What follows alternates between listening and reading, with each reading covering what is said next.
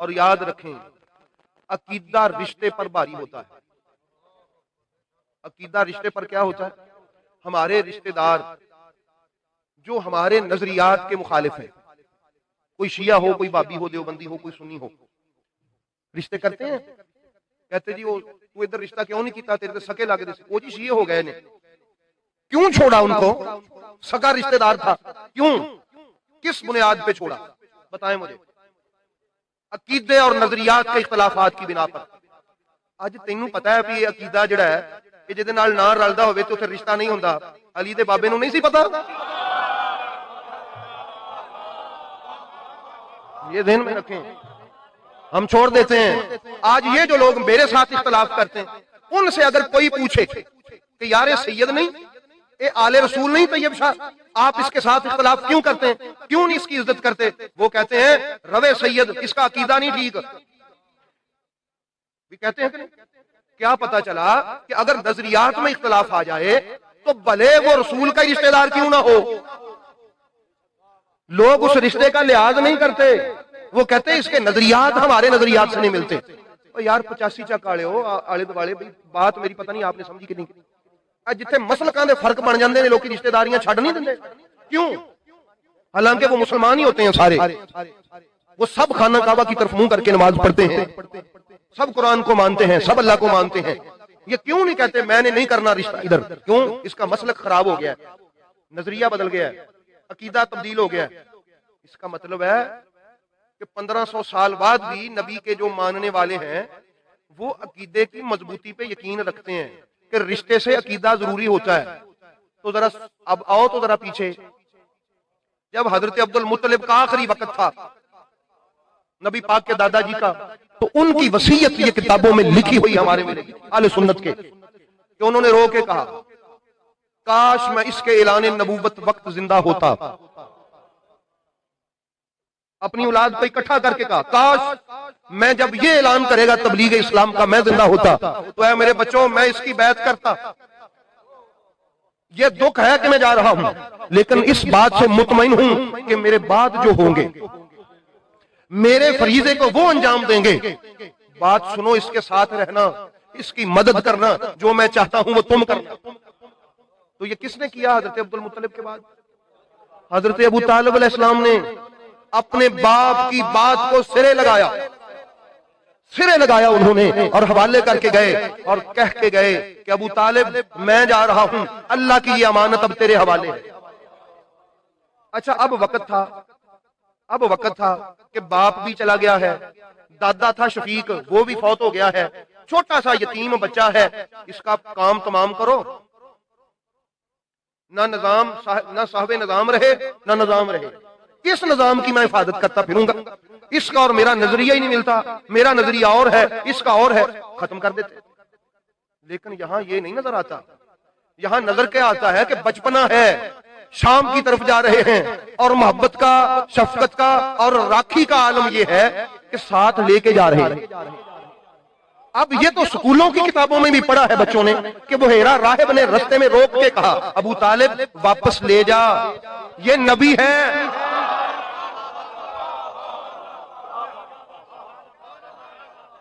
واپس لے جا، یہ نبی ہے. یہودی اس کو قتل کر دیں گے. بڑا اچھا موقع تھا، بڑا اچھا چانس تھا، ساتھ لے جاتے اور کہتے چل میرے ہاتھوں تو میرا یہ اور اس کا نظریہ نہیں ملتا، مجھے لوگ کہیں نہ کہ تم نے مار دیا ہے، چلو یہودی اس کو مارنا چاہتے ہیں، اچھا موقع ہے، میں اس کو لے جاتا ہوں، وہ مار دیں گے، قصہ تمام ہو جائے گا. کہا اچھا اگر یہودیوں کا نظریہ یہ ہے کہ وہ اسے نقصان پہنچانا چاہتے ہیں تو میں تو ہوں اس کی حفاظت کے لیے، میں تجارت کا سفر ترک کرتا ہوں، تجارت میں میرا نفع ہے، اس کی حفاظت میں کائنات میں آنے والے تمام لوگوں کا نفع ہے. قیامت تک آنے والے جو بھی اس کا کلمہ پڑھیں گے ان کا نفع ہے. میں اپنا نفع نہیں دیکھتا، میں اس کی حفاظت کروں گا تاکہ رہتی دنیا تک لوگ اس کا کلمہ پڑھیں اور اس کی نبوت پر ایمان لائیں اور اس کے غلام بنے. میں اس کا محافظ ہوں. اگر عقیدے میں اختلاف ہوتا تو جب کفار آئے تھے یہ کہنے ابو طالب اس کو آپ سمجھاؤ، کیا قربان جاؤں حضرت ابو طالب کے. بھائی فصاحت و بلاغت علی کے بابا کو کون سکھائے گا؟ کون سکھائے گا علی کے بابا کو فصاحت و بلاغت؟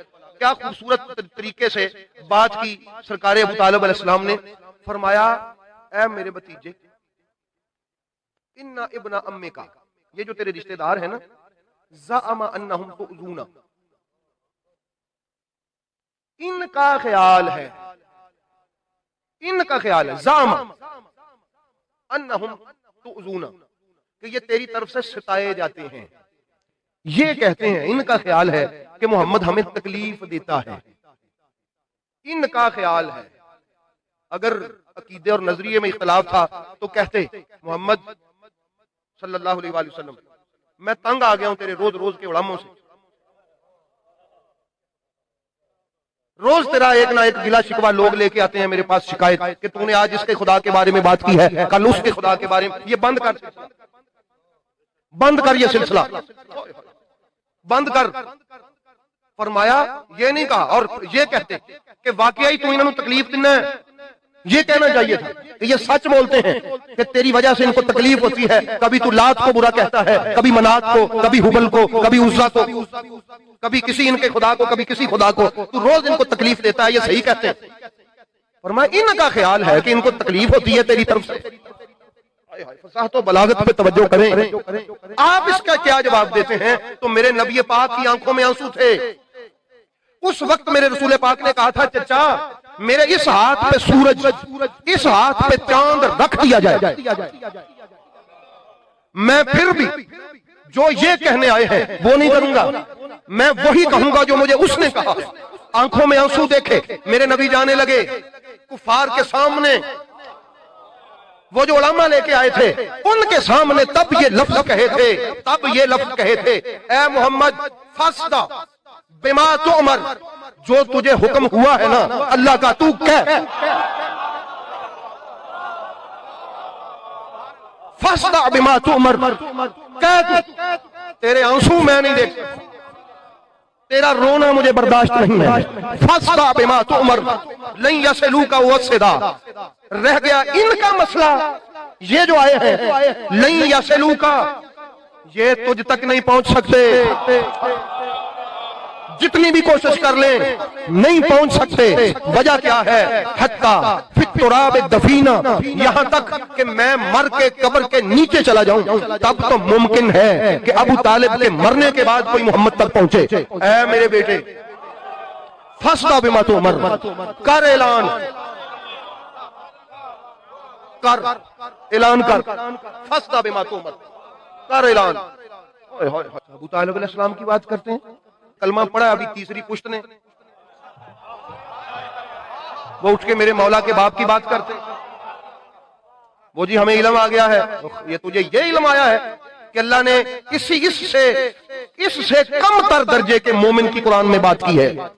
ابو طالب سے کم تر درجہ، ابو طالب علیہ السلام سے کم تر درجہ. اصحاب کہف بھی قیامت والے دن حضرت ابو طالب کے گرد راہ کو آنکھوں کا سرما بنائیں گے. اصحاب کہف بھی. اس لیے احباب گرامی کہاں اصحاب کہف اور کہاں میرے علی کا بابا ابو طالب. ان کی خدمات اپنے ایمان کا سنبھالا اور ان کی خدمات کل کائنات کے مسلمانوں کے ایمان کا سنبھالا. وہ ایمان کا نہیں سنبھالا، جس کا صدقہ ایمان نصیب ہو اس کا سنبھالا. یہ اس لیے احباب گرامی کیا ان کو حضرت ابو طالب کی میں آپ کو کیا بات